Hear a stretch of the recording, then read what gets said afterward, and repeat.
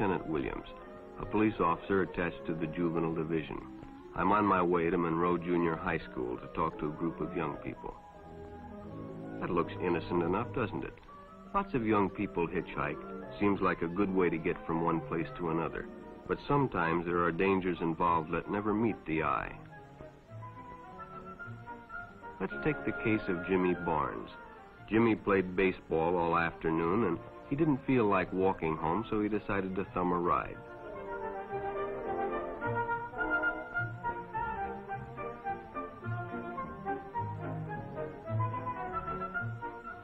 He'd done it 100 times before, and he didn't think anything was unusual when the driver struck up a friendly conversation. In fact, he seemed like a real nice guy. He asked Jimmy if he played baseball in the park often. Jimmy told him they practiced 3 times a week and played a rival group on Friday afternoon. The stranger was a good listener, too, and it only seemed minutes before they pulled up in front of Jimmy's house.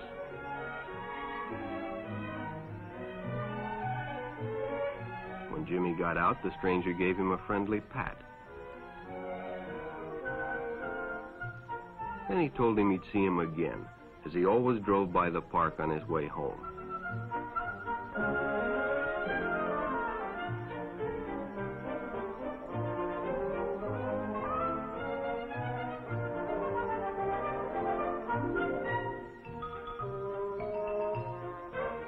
Sure enough, the following day, when Jimmy finished playing ball, well, the man was there waiting.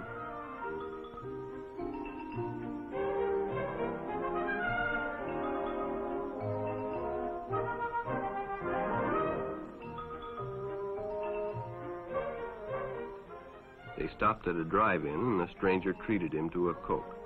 During their conversation, he told several off-color jokes, but Jimmy had heard others before, and, well, it made him feel big to so easily win the confidence of an older person.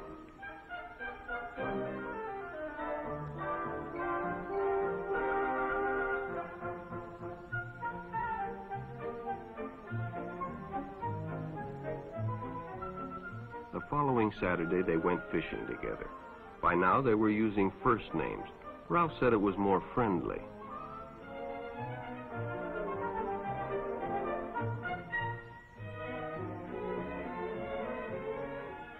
Jimmy hadn't enjoyed himself so much in a long time. Then during lunch, Ralph showed him some pornographic pictures. Jimmy knew he shouldn't be interested, but, well, he was curious. What Jimmy didn't know was that Ralph was sick, a sickness that was not visible like smallpox, but no less dangerous and contagious, a sickness of the mind. You see, Ralph was a homosexual, a person who demands an intimate relationship with members of their own sex. But by now, Jimmy felt a fondness for Ralph, and they continued to go places together. Ralph was generous and took Jimmy many interesting places and did many nice things for him. He bought presents and even gave him money, but payments were expected in return. You see, Jimmy hadn't recognized Ralph's approach soon enough. When Ralph first asked Jimmy to go fishing alone, he should have discussed it with his parents or teacher.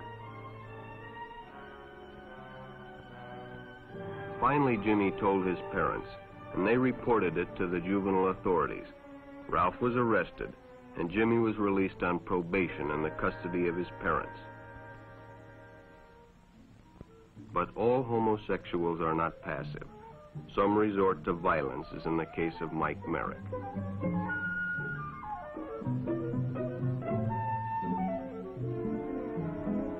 In the heat of competition, no one noticed the man who sat and watched.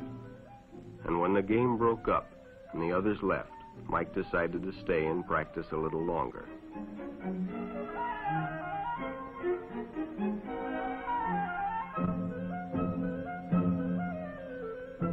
The stranger joined him. He was friendly and, well, it was better than playing alone.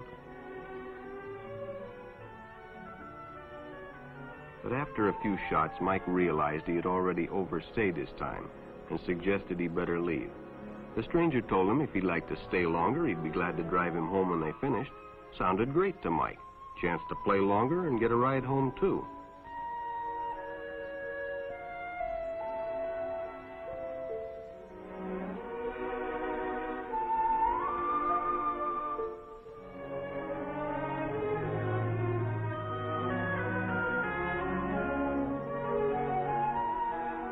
When they finished, the stranger told him he'd make a fine player someday if he got lots of practice.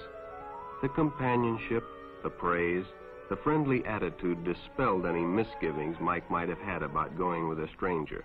He probably never realized until too late that he was riding in the shadow of death.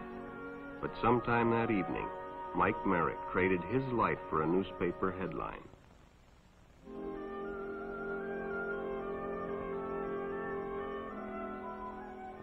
As Denny and Jerry got the papers ready for Jerry's afternoon delivery, they only casually noticed the two boys that raced by in the afternoon traffic, and they didn't pay much attention to the car that drew up shortly afterwards until the man called them over.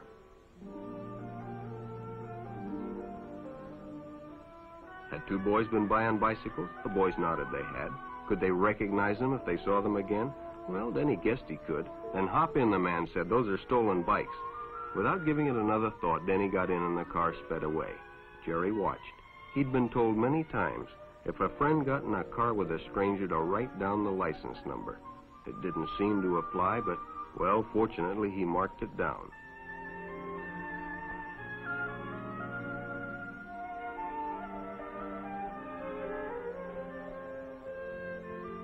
When he delivered a paper to Denny's house, he asked his mother if they'd caught the boys that had stolen the bicycles.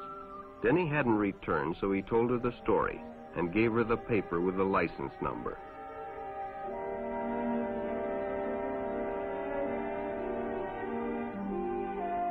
Being a careful parent, she decided to call the police.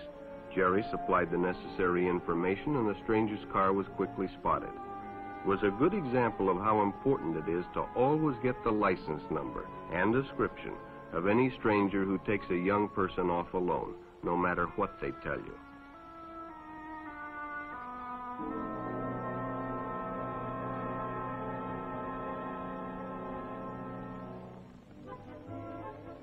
Public restrooms can often be a hangout for the homosexual.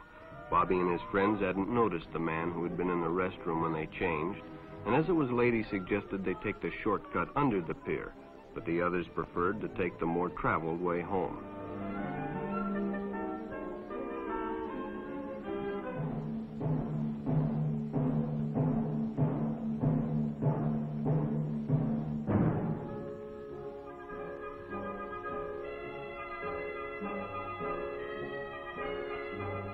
When Bobby recognized the stranger as the man in the restroom, the shortcut under the pier didn't seem like a good idea at all.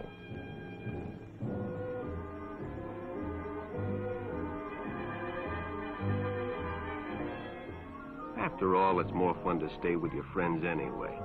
Bobby had made a wise decision. It may have saved his life. The decision is always yours, and your whole future may depend on making the right one. So no matter where you meet a stranger, be careful if they are too friendly, if they try to win your confidence too quickly, and if they become overly personal. One never knows when the homosexual is about. He may appear normal, and it may be too late when you discover he is mentally ill. So keep with your group, and don't go off alone with strangers unless you have the permission of your parent or teacher.